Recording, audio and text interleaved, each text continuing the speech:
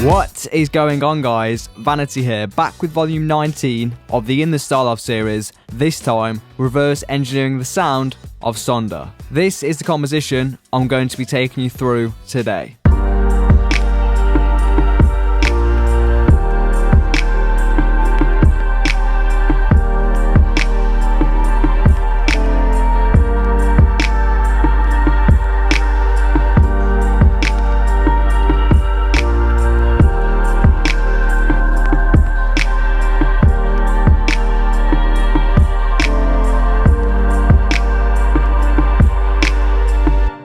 The chapter times for each segment are, as always, in the pinned comment below. Now again, as with the Monty Booker tutorial, I'm going to start with the pillars of Sonder's sound. For anyone who is new around here, the pillars are simply my own breakdown of an artist's sound into 3 bite-sized chunks. Number 1 is reverb. Reverb is by far one of the most misused tools in modern music production today. Sonder clearly know what they're doing when it comes to the tool, and I think it's a big part of their mixing style. It's also something I haven't covered in great detail on this channel, and this gives me an opportunity to do so. This is my number 1 rule for applying reverb in your own mixes. In most instances, if someone can notice your reverb, then there's too much in your mix. Reverb should create the illusion of space without it being too obvious to the listener that there is a plugin causing that space. Overdoing the reverb will also bring with it plenty of negative connotations, such as a muddy mix, masking, and even phase-related issues. It's funny actually, I have people asking me all the time about reverb and applying it correctly to a mix. Of course every project is different, but I'll often answer with some iteration of, if you can hear it, then there's too much in there. This often causes confusion at first, but it's so true. Go ahead and listen to someone that's similar in sound to Sonder, The Weeknd. Listen to Often by The Weeknd, that's just the first track that came to my mind. I'll link the exact times below. But you'll be listening to a quiet part in the track that features mainly just his vocals, where you can really focus in on the voice. You cannot hear the reverb tail at all. You know there's reverb on the vocal just because of the sound, but you can't actually hear it. You don't have to listen to The Weeknd either, pick anything you like. Now this is of course quite a generalisation, as some tracks will use reverb for effect. The reason you shouldn't hear the reverb on the main vocal though is because you want it sitting right up front in the mix. When you close your eyes, the vocal should sound as if it's being sung right in front of you. This leads me on to my next pillar, layering. If you want something sitting at the back of the mix so it sounds far away, you need to remove the high frequencies and stick loads of reverb on the sound. Think about when you're in the bathroom at a club or hear music from a passing car. You only hear the low frequencies combined with a kind of washed out sound. This is because air absorbs high frequencies over shorter distances more so than the low frequencies. The closer the sound, the brighter it will be. The reason why understanding this is important is because Sonders are masters of layering sounds. I mean, you all know the music, you don't need me telling you that. You can't just pile everything in together in a mix. You've got to make decisions. Do you want the piano to sound really close and the pad really far away, for example? These are the questions you need to be asking yourself when approaching this style of music to really get the most out of it. Number 3 is music. The musical elements in Sonder's tracks are really quite amazing. I've been a big fan of their project since they released the Victoria EP, which is almost a year old now, I believe. The atmospherical textures remind me of artists such as Burial, especially in his remixes for Massive Attack. I'll link them below, so make sure you check them out if you're not familiar.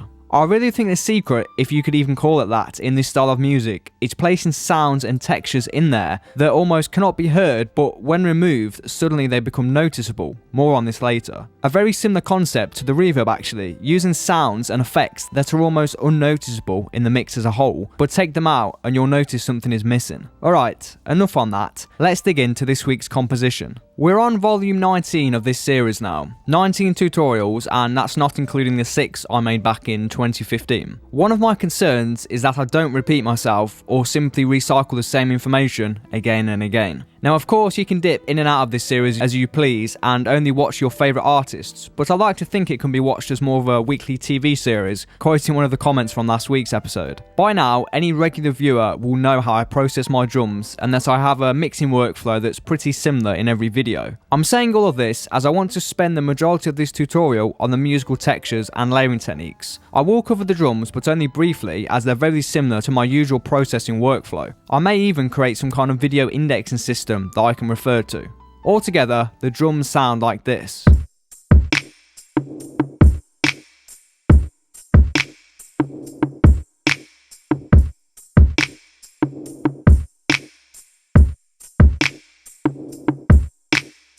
The only thing I've got on the processing chain is an EQ that's rolling off the high end starting at around 3 kHz. This was just to give the drums a much darker tone. I'll give you an example of what I spoke about earlier regarding sitting sounds at the back of the mix. I'll play these drums again with the EQ bypassed and then engaged. Now pay attention to how forward they sound when the high end is present.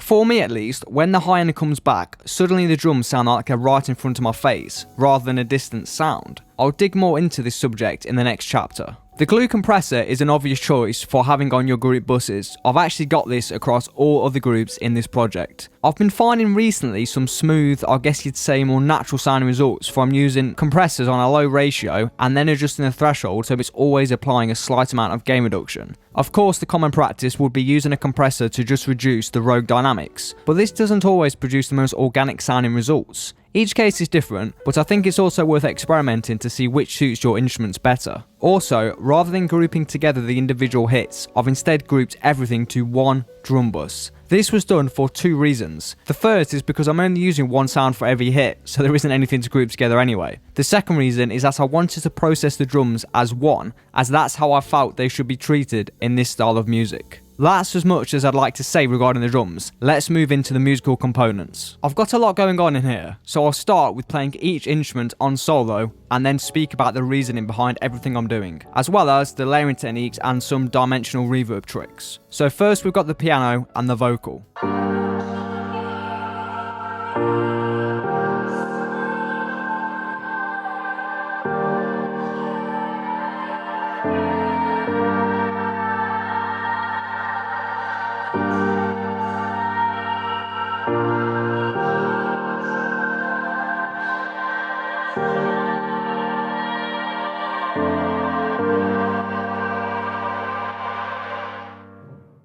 Then the strings.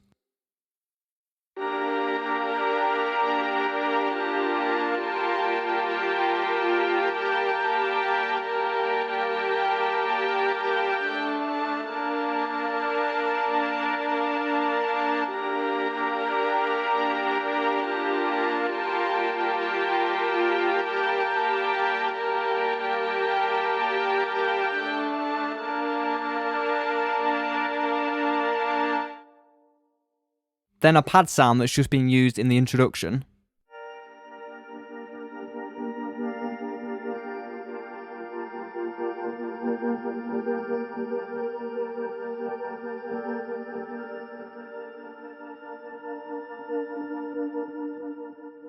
I've also got some vinyl crackle, tape hiss, and then this noise sample from a movie.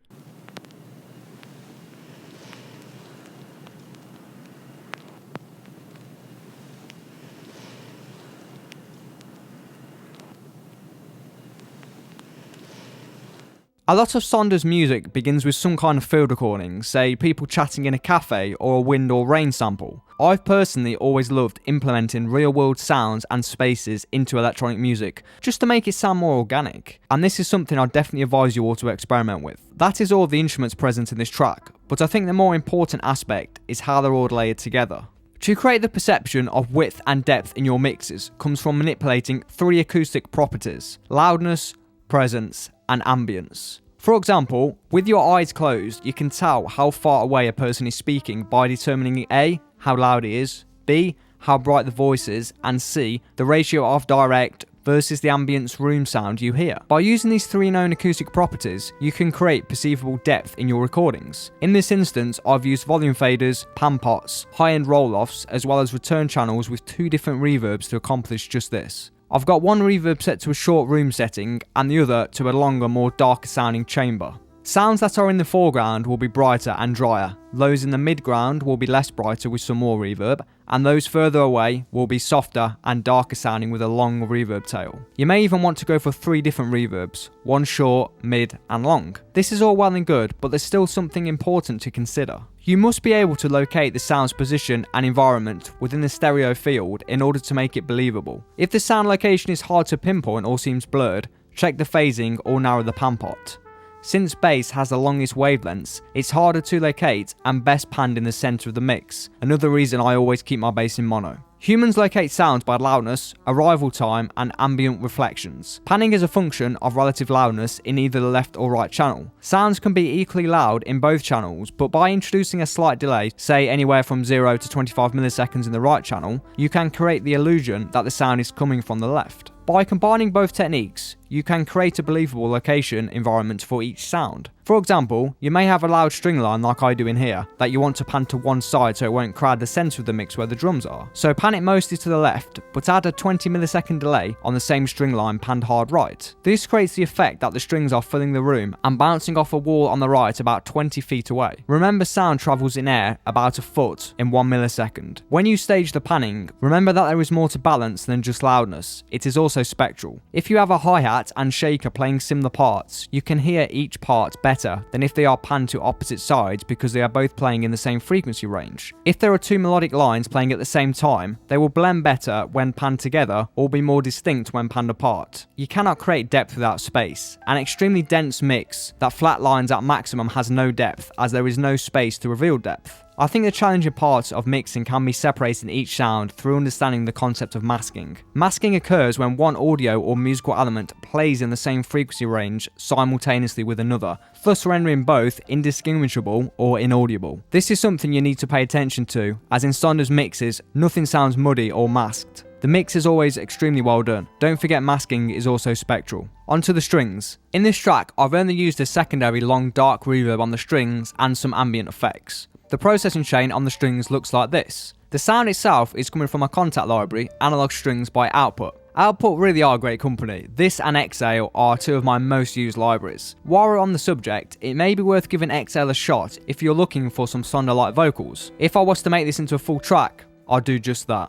The EQ, as you can see here, is a little more drastic than my usual configuration. Because the strings are such a powerful, dominant instrument, you've got to be very careful with how you approach mixing them. For this track, I wanted them filling up a certain area of the frequency spectrum while sitting towards the back of the mix. They're hard to hear in the mix, but if I were to take them out, you would hear a huge gap. I've used EQ to cut away everything I did not want, the highs to push it back as we mentioned earlier, and the lows to stop it interfering with the bass. The glue compressor is set up to take off around 5 decibels of gain reduction max, just to control the loud and varying dynamics of the instrument to keep it sitting at the back of the mix. I don't want any rogue dynamics to get through and mess with the perceived location of the instrument. The next plugin I'm using to sidechain the vocal to the strings, meaning when the vocals get louder, the strings will get quieter.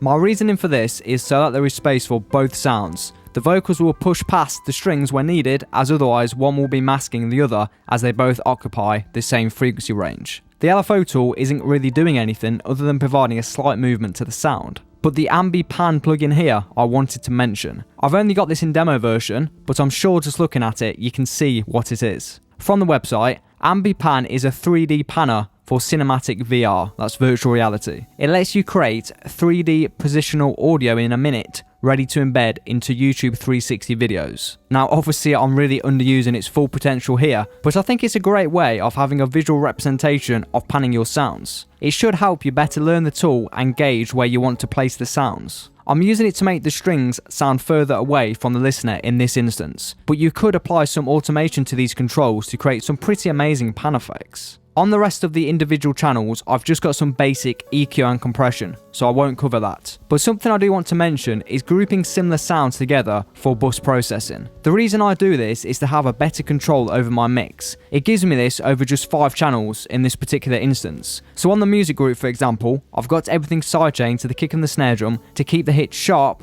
with no obstructions. This EQ and compressor setup is the same on every group channel besides the bass, which I'd now like to cover. This is how the bass sounds soloed.